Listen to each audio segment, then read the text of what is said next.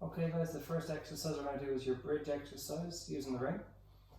You've placed your legs through the ring is up just beyond your knees, about 2 or 3 inches above your knee in the direction of your pelvis.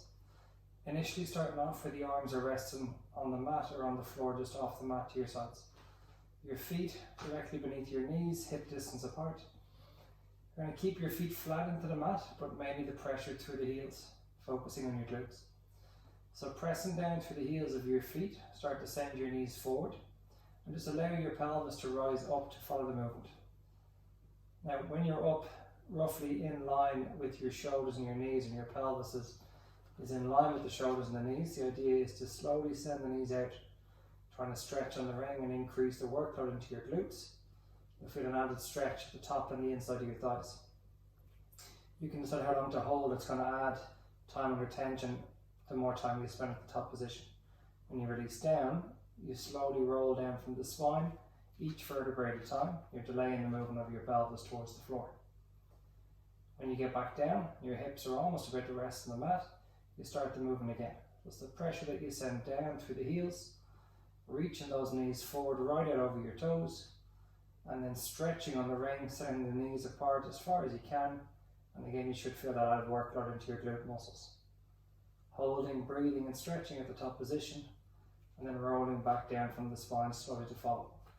Try to exaggerate that curvature of the spine on the way down, so again you're trying to keep your hips up for as long as you can during that lower phase of the movement. You should feel your abdominal muscles working as you move towards the mat. Limit the time resting on your back, press down, come up into extension, and again you're reaching those knees forward, and that's before you send the knees out. And stretch and breathe and challenge. Option to progress, the arms extend right up in the air, up over your shoulders. Hands slightly wider than shoulder width apart. That's going to add to more abdominal workload on the way down. So notice your pelvis now wants to drop a lot sooner on the way down. Keeping the arms up is going to add to more abdominal workload. The repetition of movement is going to add to more workload for your glutes.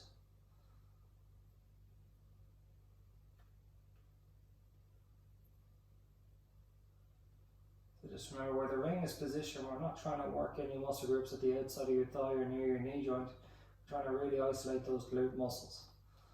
So when the knees move forward, the glutes connect. When the knees move out, the glutes work harder. It's going to continue with that until you really feel that you've reached fatigue in the movement.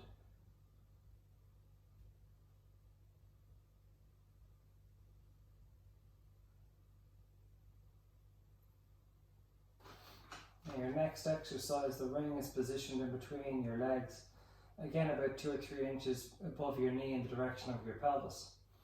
Your feet need to be close to hip distance apart.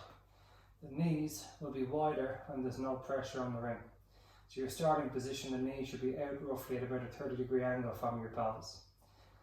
Ribs are soft, mid and lower back towards the floor, arms again resting anywhere by your sides on the floor.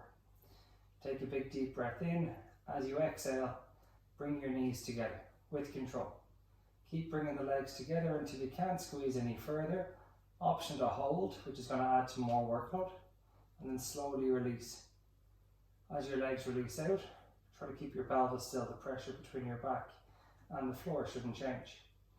And then again, limit the time in the stretch position. Continue to move. If you want to add to workload, increase the time in the end position where the workload feels strongest.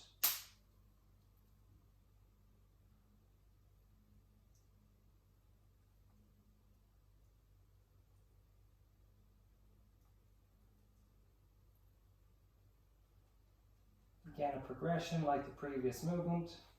Arms extend up in the air. It's just going to add some more work for your deeper abdominal muscles.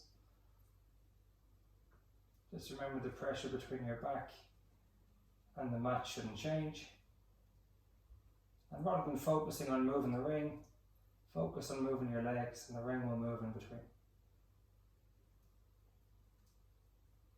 So the inside of your thighs, your adductor muscles are the focus. Your deeper abdominal muscles working hard to stabilize your pelvis for moving also.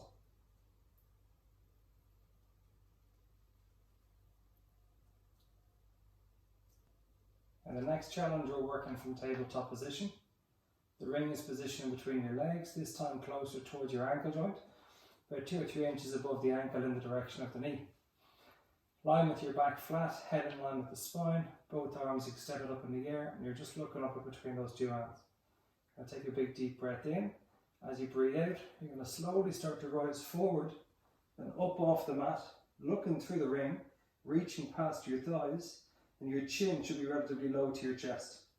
Reverse the movement and just delay the movement of your head back down towards the floor on the way down. Limit the rest if you can. Come back up with control. Think ribs to pelvis, chin to chest, reaching a bit further past your legs if you can, and then lower back down to reverse the fall. Not about repetition, but again, time under tension. So your pelvis is still, you're in control. You're moving towards your pelvis, it shortens the muscles at your front.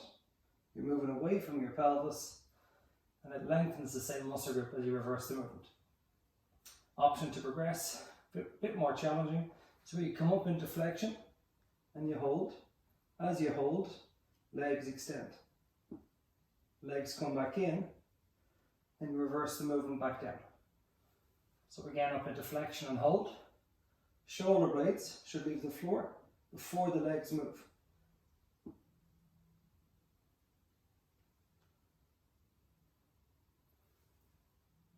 And one more time. And again, remember, the longer you spend in this position, the more workload you create. And the next movement, your arms are extended out in front. We're setting your C-curve position, so your tailbone tucked under, there's curvature in the spine, the legs are long, reaching away in front, as well as sending pressure down into the mat. Now as you grip the ring, look through the ring, keep the arms extended, and slowly twist your torso. So moving towards the wall to my right, left shoulder is moving forward, right shoulder is pulling back. Back to the center with control, twisting to the left, right shoulder travels forward, left shoulder travels back. Back to center. Option to straighten back up. Realign yourself, take a breather, join back in. So again, as you rotate, it's not the arms that are moving, it's a rotation, it's a twist from your torso. So try to keep the arms long, always reaching away from you in front. Try to keep the legs long, always reaching away from you in front. And focus on keeping your pelvis still as you twist.